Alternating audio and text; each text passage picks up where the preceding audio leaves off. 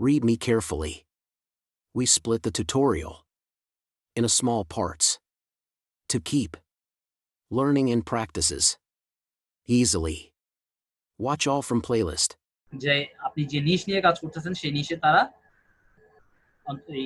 মানে আগ্রহী না, এক। দ্বিতীয়ত এমন হতে পারে যারা আসলে এক্সিস্টই নাই, মানে এক্সিস্ট করেই না, মানে তারা নাই, জাস্ট ফেক কিছু অ্যাকাউন্ট তাদের নামে তৈরি করা হয়েছে। এক ব্যক্তি 1000 অ্যাকাউন্ট তৈরি করছে, সেই 1000 দিয়ে সে তার মতো একটা কমিউনিটি তৈরি করে আছে, যারা 10 জন মিলে 10,000 অ্যাকাউন্ট তৈরি করছে শুধুমাত্র এই লাইক ফলো গুলো করার জন্য।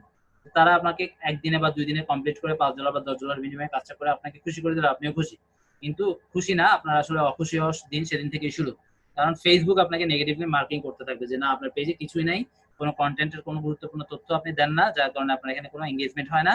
তার মানে আপনার পেজটা নেগেটিভ মার্কিং হবে এবং আপনার এখানে প্রমোশন বা অটো যে সিস্টেম গুলো হওয়ার কথা ছিল সেগুলো কিছুই হবে না। আপনি যতই জোর করে আপনি কমেন্ট, লাইক, ফলো যাই বা শেয়ার যাই করেন না কেন, জোর করে যা করতে পারেন, কিন্তু অর্গানিক ভাবে কিছুই হবে না।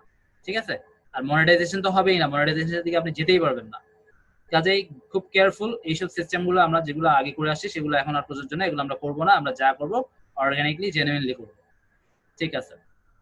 তাহলে আমরা নতুন পোস্ট গুলো রিচ কি হবে, যেহেতু নেগেটিভ মার্কেটিং হচ্ছে, তাহলে আমি যতই পোস্ট করি না কেন কোনো কাজ হবে না, আমার রিচ কমতেই থাকবে।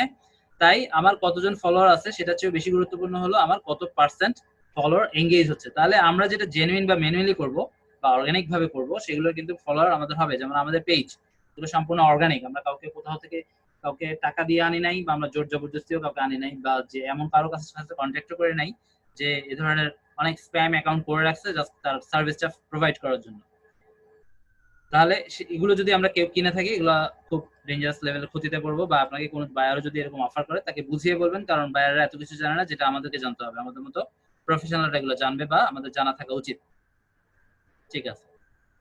তাহলে আমরা আশা করি বুঝতে পারলাম যে আপনারা ক্লিয়ার যে আমরা কখনো এসব কিনে নিব না।